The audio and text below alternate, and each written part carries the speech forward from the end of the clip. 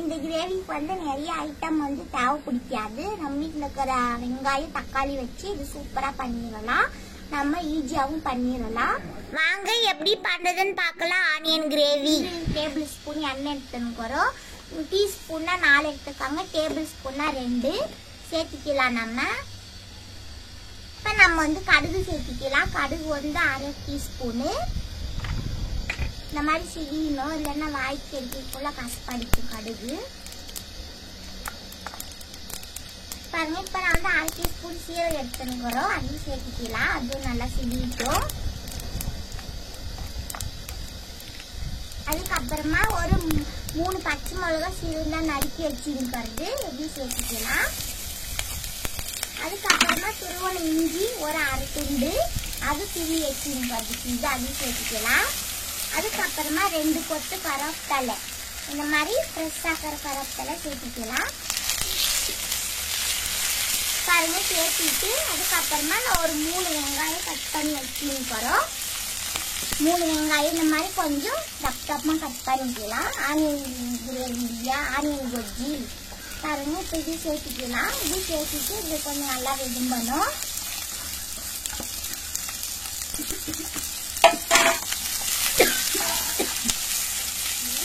ஒரு 2 நிமிஷம் நல்லா வெடிச்சிக்கலாம்.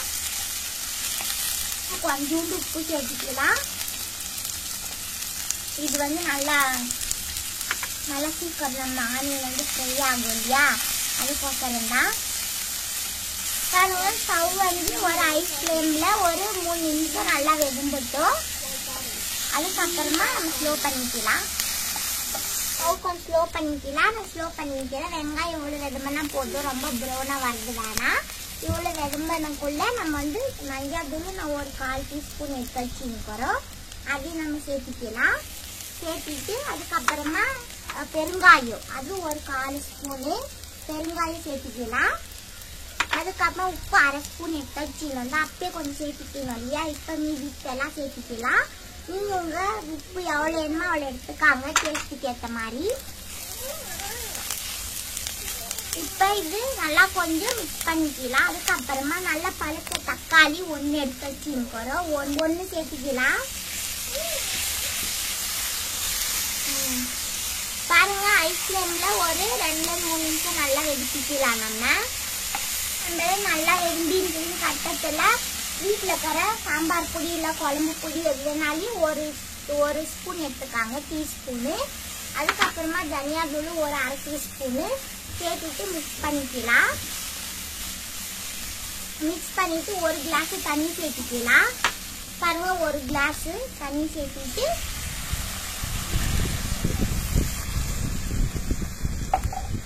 பாருங்க தண்ணி சேர்த்துட்டு இது கொஞ்சம் நல்லா கொதிக்கிட்டோம் 3 நிமிஷம்.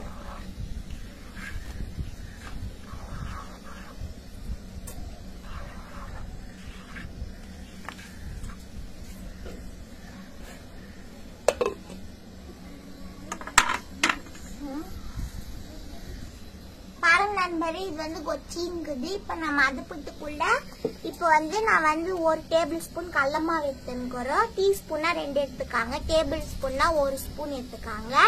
எடுத்துட்டு இது வந்து ஒரு பவுல்ல சேர்த்துக்கலாம். சேர்த்துட்டு இதுக்கு தண்ணி சேர்த்துட்டு கசிக்கலாம் கொஞ்சம்.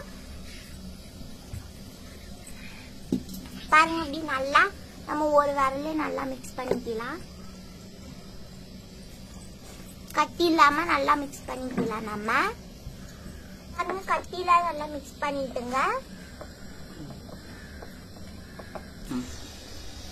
பாருங்க நண்பர்களே, இது 3 நிமிஷம் ஆயிருக்குது. இப்ப நம்ம வந்து ஸ்டவ் வந்து நம்ம ஸ்லோ ஃப்ளேம்ல வச்சுக்கலாம். ஏன்னா இப்ப நம்ம கடலை மாவு சேர்க்க போறோங்க, அது வந்து சேர்த்துனா கெட்டி ஆயிடும் இல்லையா, அதனால ஸ்லோ ஃப்ளேம் வச்சுக்கலாம். பாருங்க கரிசி வச்சுட்டு சேர்த்துக்கலாம்.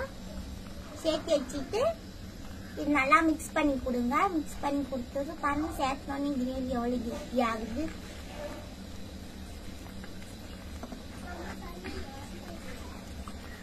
பாருங்க இப்ப இதே மூடி வச்சு ஒரு 3 நிமிஷம் ஸ்லோ ஃப்ளேம்ல நல்லா வேகட்டும். இப்ப நான் மூடி வச்சுட்டு போறோம். 3 நிமிஷம் நல்லா வெந்து வரட்டும் ஸ்லோ ஃப்ளேம்ல. பாருங்க நண்பர்களே 3 நிமிஷம் ஆயிருக்கு. இப்ப நம்ம கிரேவி நல்லாவே வந்துருக்குது கெட்டியா பாருங்க, உங்களுக்கு பார்த்தாலே தெரியும் இல்லையா. இப்போ வந்து லாஸ்ட் கட்டத்துல கெச்சப்புக்கு கொஞ்சோண்டு கொத்தமல்லி தள்ளி அப்படி நம்ம சேர்த்திக்கலாம். இது இல்லைன்னா கூட நீங்க பரவாயில்ல. இப்போ வந்து இது வந்து பூரிக்கு, சப்பாத்திக்கு, அதுக்கப்புறமா போண்டாக்கு இது எல்லாமே இந்த கிரேவி சூப்பரா இருக்கும். பாருங்க எவ்வளவு திக்கா நல்லா கெட்டியா வந்துங்கிறது. இது நல்லாவே இருக்கும்.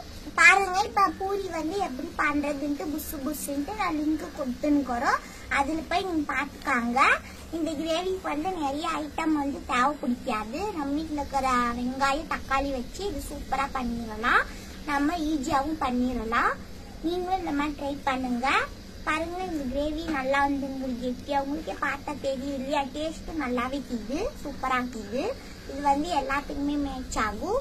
பூரி, சப்பாத்தி, போண்டான்ட்டு நீங்களும் கண்டிப்பா ட்ரை பண்ணுங்க. உங்களுக்கு பிடிக்கும் நான் நம்புறேன். பிடிச்சிருந்தா ஷேர் பண்ணுங்க, லைக் பண்ணுங்க, சப்ஸ்கிரைப் பண்ணுங்க, கமெண்ட் பண்ணுங்க.